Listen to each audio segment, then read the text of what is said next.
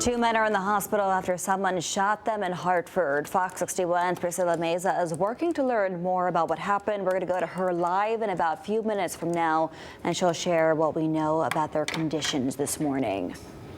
Well, good morning and happy Monday to you. We hope you had a great weekend. We're glad you're starting off your new week with us. I'm Erica Arias. And I'm Bridget Buarlo. Some stormy weather last night caused outages across the state, and this morning hundreds of Eversource customers are without power. So in all, more than 2,000 Eversource customers are still in the dark. A majority of those come from Southington. The town has more than 1,700 impacted customers. Then Madison has more than 300 customers without power.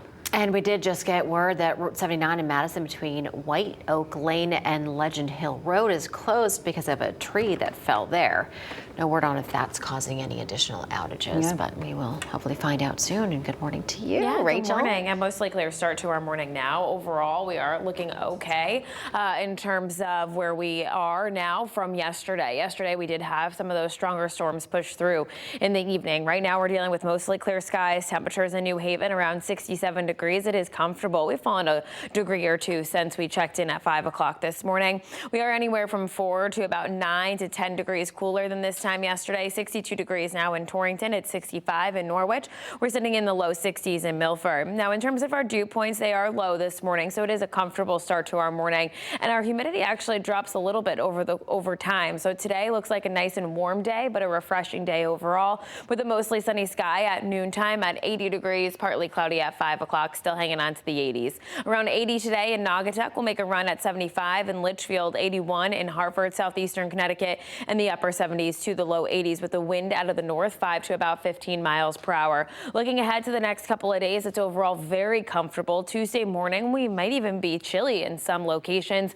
We'll have more details on that, plus the warm up that is on the way to end our work week coming up in just a bit.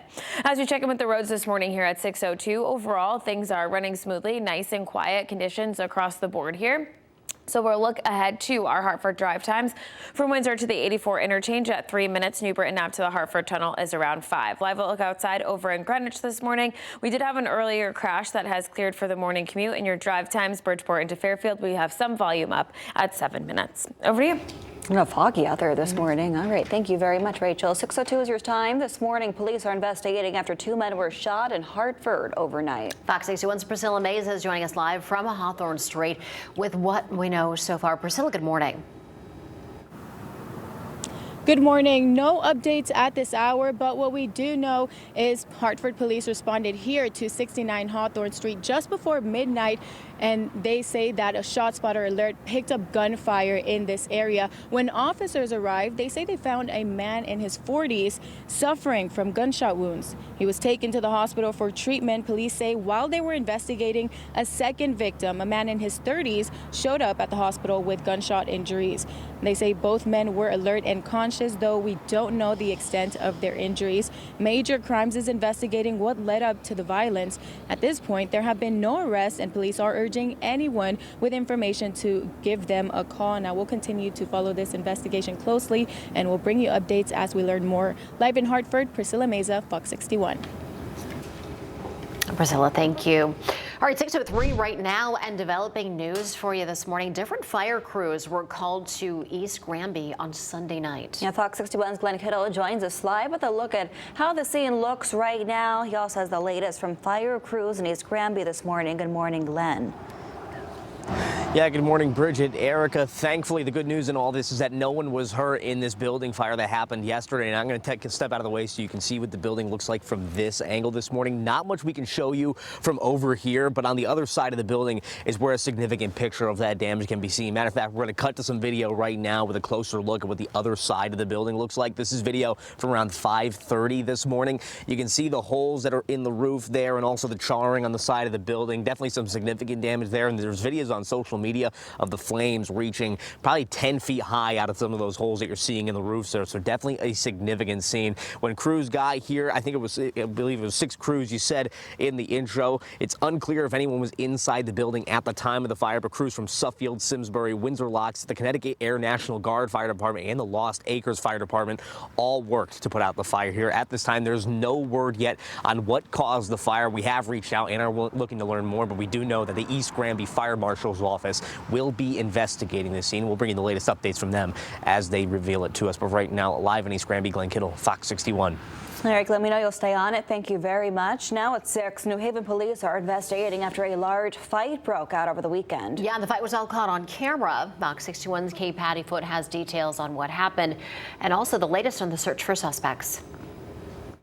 On Saturday, New Haven police responded to Sam's convenience store on Whaley Avenue for a large fight. We're not showing the full video because it is hard to watch, but in the footage you can see a 43-year-old victim being hit in the back of their head with a large metal post. People I spoke with say this incident is absolutely crazy. She needed to go to jail for life. And that was sad because it wasn't really all that.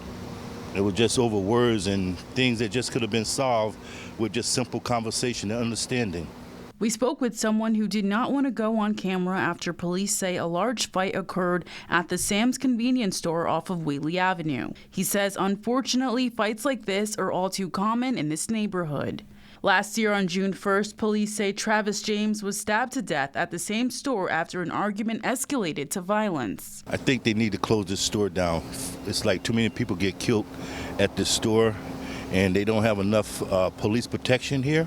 No arrests have been made in the fight that broke out on Saturday. New Haven police say they are still looking for the individual who struck the female victim. Police say the female victim was transported to the hospital with non-life-threatening injuries. If you saw anything or if you have any information on this case, you're urged to contact police.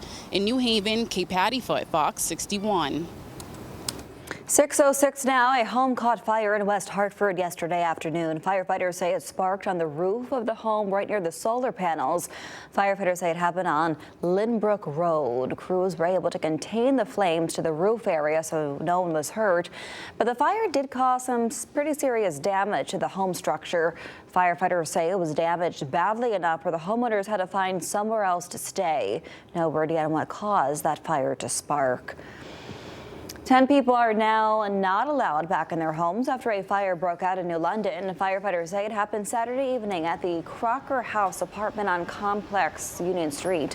Crews had to help several people escape the building. We're told no one was seriously hurt, but 4 people were taken to the hospital to be treated. 50 people in total were forced out, but 40 of them have been allowed to return. We are still waiting to learn what started that fire. 6:07 right now, and one man is dead after a serious head-on crash in East Headon. Troopers identified him as Robert Lanahan of Wallingford. State police say the crash happened at about 7:20 Saturday night on Route 82. Now that's also known as Norwich-Salem Road. Troopers believe that Lanahan lost control on a curve in the road before the crash. Police say the driver and the passenger in that vehicle that was hit were hurt, but they are expected to survive. And one driver has been arrested. He's accused of driving under the influence after a serious 2-car crash early yesterday morning. Meriden police say it happened at about 3 a.m. at the intersection of Broad and Silver Streets. One of the drivers had to be rescued from their vehicle. They are expected to survive, though. Officers say more charges could come for the other people involved. A person was found dead at a boat launch in Lisbon over the weekend. State police say their death is being investigated as suspicious, but they did not say why. A hiker discovered the body around 1 Saturday afternoon. We don't know the name of the person who died. We're still waiting to hear all the details from police. 4 people were hurt in a boating accident in Stamford Harbor. The incident happened at about 10 o'clock Saturday night when a boat crashed into the break wall there. Now, we don't know what led up to the crash. Safety experts say boaters should use extra caution when boating at night. And as a reminder, if you're heading out on the water, always wear your life jacket. The State Department of Environmental Protection says 75% of people who drown are not wearing life jackets. Always be sober while on the boat and know the rules of the water to avoid potential dangers and crashes. 6:09 now is your time. Several people called firefighters after a home caught fire in North Haven. First responders got to the scene on Ball Road just after 5 yesterday afternoon, and you can see all the damage left behind. Crews found the outside of the home on fire when they got there. Firefighters say people were using a garden hose to try and stop the flames. Police say a neighbor noticed the fire and told everyone inside the home to get out. They say that neighbors quickly responded, and those quick actions helped stop the fire from spreading even more. Thankfully, no one was hurt. We do not know what caused that fire. Firefighters in Milford rescued a cat from a burning home and started just before 7:30 last night. Crews were able to contain the fire and no one was hurt. Crews remind everyone to make sure each level of your home has working smoke detectors. They can save lives. And we have an update for you this morning on the search for victims of the Central Texas flash floods. 3 people are now missing in Kerr County, and that number is down. It was 97 just a few days ago. Officials say a lot of the individuals who were initially reported as missing, well, they've been found safe and they've been taken off the list. The historic flood killed 135 people over the July 4th weekend. As crews work to clean up the damage, some say thieves are looting homes that were set to be demolished. Among the things that they're looking for is scrap metal. And in many cases, owners have to put their appliances out in the front yards before crews can come in. Volunteers say protecting these items can be difficult, if not impossible. What is it, at least 100 miles of river that has been affected? How do you protect those homeowners along that line? And that's a really hard thing with all that they've got going on. Now, it's not clear how widespread the issue of theft is, but we're told that in many cases, items often have to be left out for days as crews clean out mud and debris.